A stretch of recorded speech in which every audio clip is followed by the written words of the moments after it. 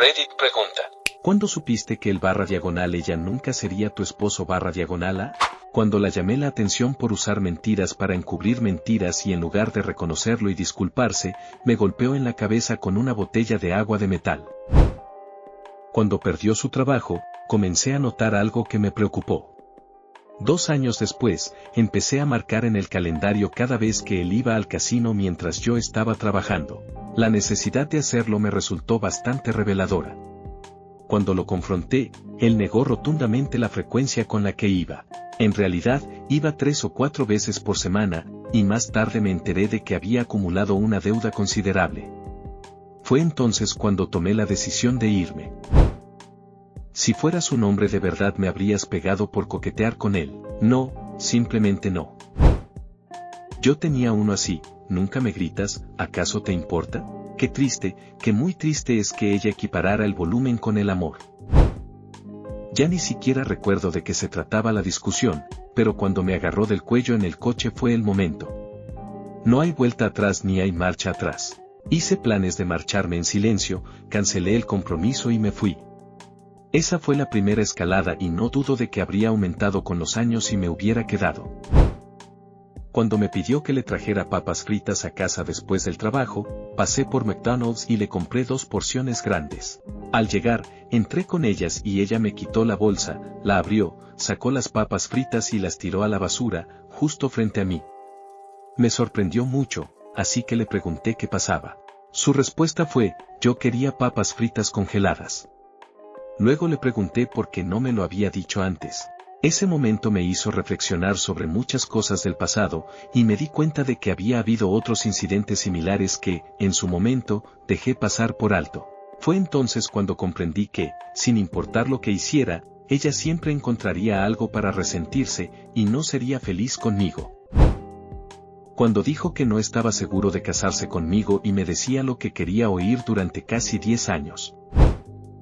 Encontré un mensaje de texto de un amigo suyo que decía que no veía futuro conmigo. Habíamos estado juntos durante 4 años y recientemente me había convencido de dejar mi trabajo bien remunerado para mudarme a una ciudad pequeña para trabajar con él. Tuve un compañero de trabajo que solía hablar de su novia y decía cosas como, es tan aburrida, no veo un futuro con ella, voy a romper con ella, y se quejaba durante unos 20 minutos. Sin embargo, solo una semana después, me dijo, me comprometí y me voy a casar con ella. Le pregunté sobre todo lo que había dicho una semana antes, y él simplemente respondió, no, eso no fue nada. Vivíamos juntos, con pocos recursos. Una de nuestras bandas favoritas, Big Sugar, vino a la ciudad.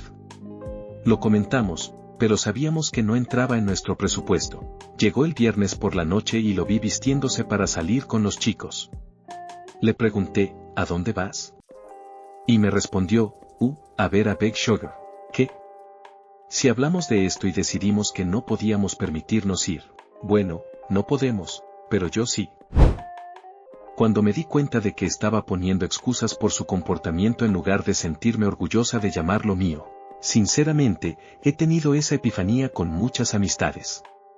Esa sensación en la boca del estómago cuando te das cuenta de cuántas excusas pones para sus tonterías y luego te preguntas honestamente si podrías verte, a ti mismo, incluso en un día terrible, tratando a alguien de la misma manera que te trata a ti.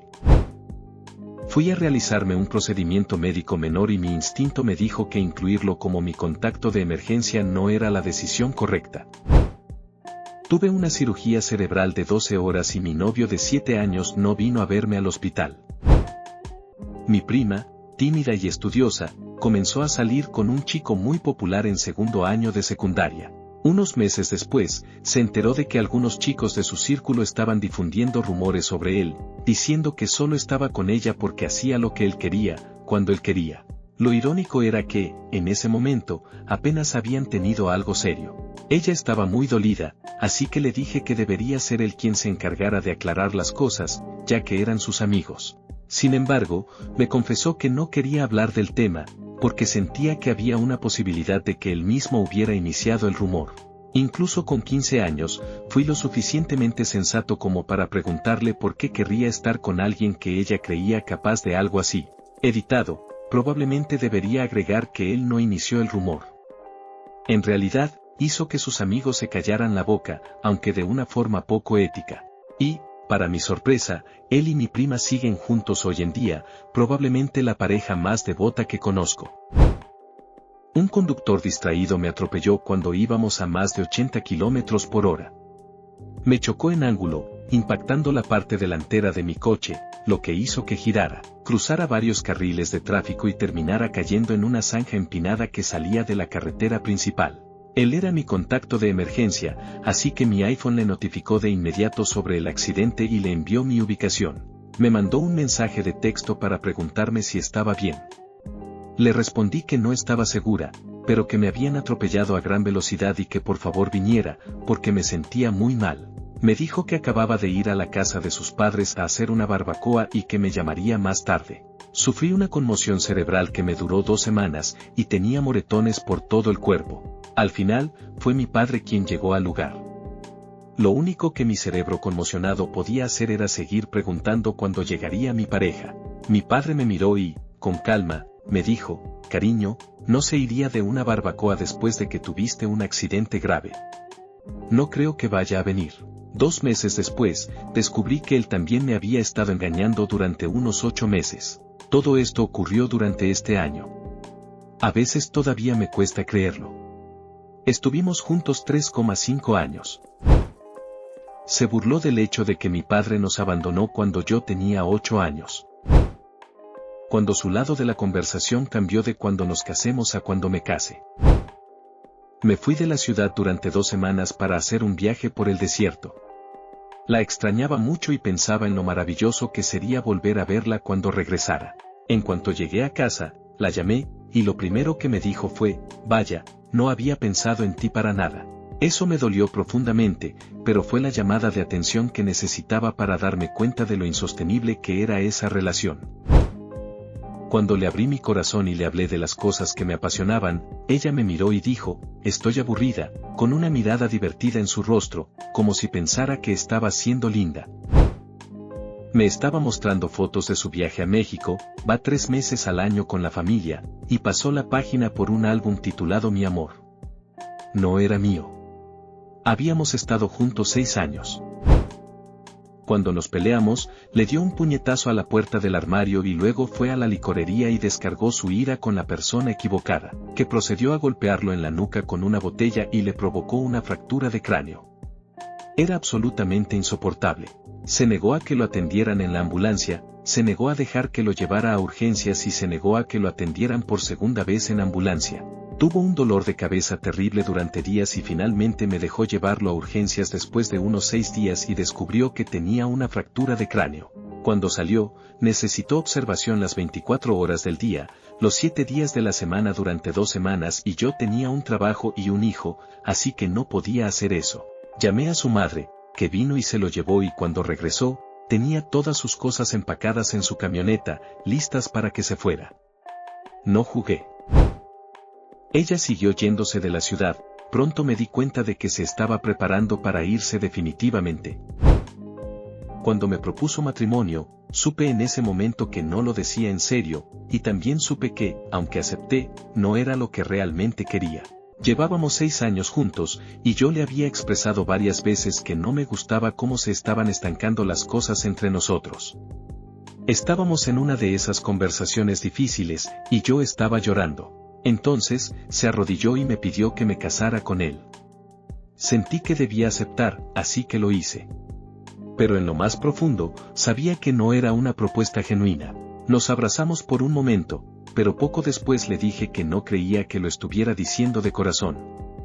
Su respuesta fue, bueno, en cierto modo me obligaste a hacerlo. Toda la situación me dejó con una sensación de desilusión y frustración. Nada cambió después de ese momento, nunca volvimos a hablar de ello. Unos meses más tarde, decidí terminar la relación. Hubo muchos engaños durante mi embarazo, lo que debería haber sido una señal decisiva, pero la verdad es que estaba completamente sumida en una crisis de salud mental y no podía ver las cosas con claridad, mucho menos evaluar la viabilidad de mi relación con el padre de mi hijo. Sin embargo, el momento de verdadera claridad llegó 10 días después del parto. Me estaba recuperando de una cesárea de emergencia después de un parto traumático de 36 horas, uno de los momentos más dolorosos que he vivido. Él salió a hacer unos recados, y le pedí que me trajera un café. Me dijo que no era su camino y que no podía hacerlo. Me quedé en shock. Una hora después, entró con un café de la gasolinera. Recuerdo haber pensado, bueno, lo ha superado. No es el mejor café, pero es el gesto lo que cuenta. Sin embargo, me equivoqué, el café era solo para él. En ese momento me di cuenta de que ni siquiera me veía como una persona, ni le importaba en lo más mínimo mi bienestar. Había dicho que quería casarse conmigo, pero no podía ni siquiera darme el pequeño gesto de traerme un café, algo que habría requerido solo un desvío de 5 minutos de su camino. Cuando mi madre dio su último suspiro frente a mí, sentí una angustia indescriptible, por decirlo menos. Pasaron muchas cosas difíciles en ese momento, como perder a mi círculo de amigos, ver cómo algunos miembros de la familia se comportaban de manera oportunista con el patrimonio de mi madre, y descubrir que mi padre hacía cosas turbias que estoy casi seguro que eran para causar más estrés a mi madre y acelerar su muerte, entre otras muchas cosas. Le conté todo esto a mi novia de ese entonces, y ella me dijo que era demasiado para manejar. No tuve que tomar esa decisión, porque ella fue quien eligió alejarse de mi vida.